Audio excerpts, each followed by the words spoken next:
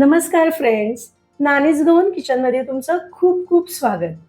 आज मी तुमच्यासाठी घेऊन आले एक अतिशय हेल्दी आणि सुपर टेस्टी असणारा रेस्टॉरंट स्टाईल स्टार्टर, जो टिफिनसाठी सुद्धा एकदम परफेक्ट आहे. चला तर बनवूया हराभरा कबाब.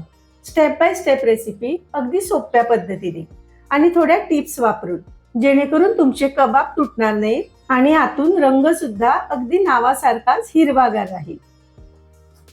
इथे मी घेतलेलं आहे एक जुडी पालक, 1 कप भरून मी फ्रेश मटर घेतलेले आहे, 1 कप भरून मी किसलेलं पनीर घेतलेलं आहे, एक मोठ्या आकाराचा बटाटा उकडून तो सुद्धा मी किसून घेतलेला आहे, गाजर चॉपरमध्ये एकदम बारीक करून घेतलेले आहेत आणि फ्लावर सुद्धा चॉपरमध्येच मी एकदम बारीक करून घेतलेले आहे.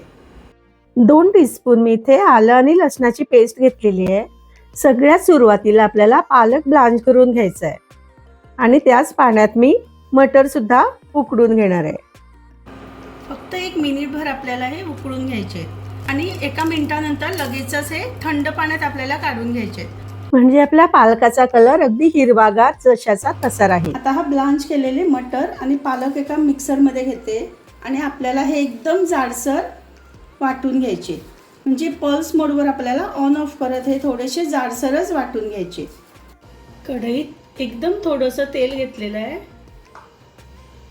याच्यात घालते 1 टीस्पून जिरं, 1 टीस्पून आलं लसणाची पेस्ट,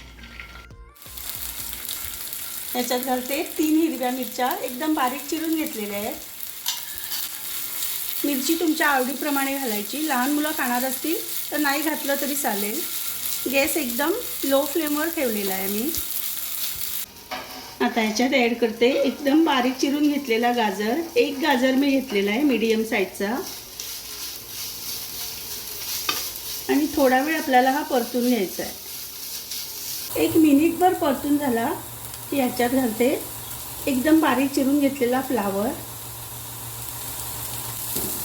फ्लावरचे 2 मोठे तुरे मी एकदम बारीक चिरून घेतलेले आहेत. आता हे सगळं 1 मिनिटभर मी परतून घेतलेलं आहे. आता याच्यात ॲड करते पालक आणि मटर आपण मिक्सरमध्ये थोडासा फिरवून घेतला होता, ते आता याच्यात ॲड करते.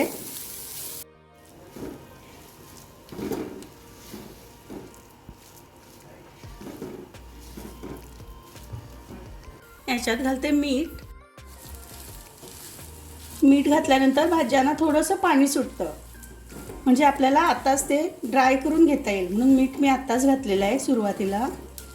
मटर आणि पालक आपण ब्लांच करून घेतले होते आणि थोडासा कच्चा वास राहिला असेल तर तो आताच निघून जाईल. याच्यात घालते 1 चमचा धणेपूड, 1 चमचा आमचूर पावडर, अर्धा चमचा चाट मसाला, आणि हे परत छान मिक्स करून घेऊया. सगळं एकजीव झालं पाहिजे. जितकं होईल तितकं आपल्याला हे ड्राय करून घ्यायचं आहे मिश्रण. आता हे आपलं मिश्रण रेडी आहे. गॅस बंद करते आणि आता आपल्याला हे सगळं व्यवस्थित थंड करून घ्यायचं आहे. पॅनमधून सगळं मिश्रण मी एका मिक्सिंग बॉलमध्ये काढून घेतलेलं आहे, पूर्णपणे थंड करून घेतलेलं आहे. आता ह्याच्यात घालते 1 मध्यम आकाराचा किसलेला बटाटा आणि किसलेलं पनीर घालते. 1 कप किसलेलं पनीर घेतलेलं आहे. कोथिंबीर घालते भरपूर. कोथिंबीर सुद्धा आपल्याला पूर्णपणे ड्राय करून घ्यायची आहे, पाणी राहता कामा नये, नाहीतर सगळं मिश्रण एकदम पातळ होऊन जातं. 1 चमचा कसुरी मेथी घातलेली आहे आणि हे सगळं हलक्या हाताने आपल्याला मिक्स करून घ्यायचं आहे. याच्यात घालते पाव चमचा काळं मीठ आणि अर्धा टीस्पून साधं मीठ घालते, आणि याच्यात 1 चमचा मी कॉर्नफ्लॉवर घालते.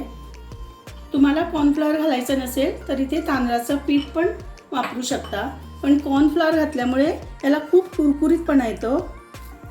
आणि आता अगदी हलक्या हाताने आपल्याला हे सगळं एकजीव करून घ्यायचं आहे. थोडंसं हाताला तेल घेते. तुम्हाला हव्या त्या आकारात तुम्ही हे कटलेट्स बनवू शकता. लक्षात ठेवा, जास्त जाड करायचे नाही, जाड केले तर ते आतपर्यंत शिजणार नाहीत. शॅलो फ्राय करताना थोडेसे पातळच करून घ्यायचे. याच्यावर एक काजू थोडासा दाबून घ्यायचा. असं कॉर्नफ्लॉवर स्लरीत मी बुडवून घेणार आहे आणि मग याच्यावर थोडेसे ब्रेड क्रम्स लावून घेऊया. कढईत तेल घेतलेलं आहे. आपण शॅलो फ्राय करणार आहोत. तुम्हाला डीप फ्राय करायचे असतील तर डीप फ्राय पण करू शकता. तेल छान तापल्यानंतर हे सगळे कटलेट्स एकदम लो फ्लेमवर आपल्याला हे फ्राय करून घ्यायचे आहेत. काजू असलेली बाजू आपल्याला वरच्या बाजूने ठेवायची आहे आणि एकदा का खालची बाजू फ्राय झाली की मग आपण हे परतून घेणार आहोत.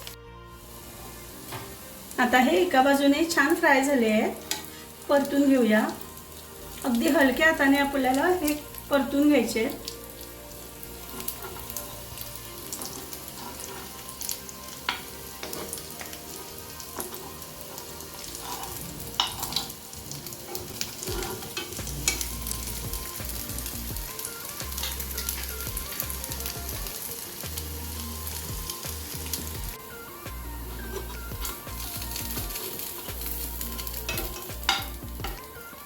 दोन्ही बाजूनी मस्तपैकी भाजून तयार आहे.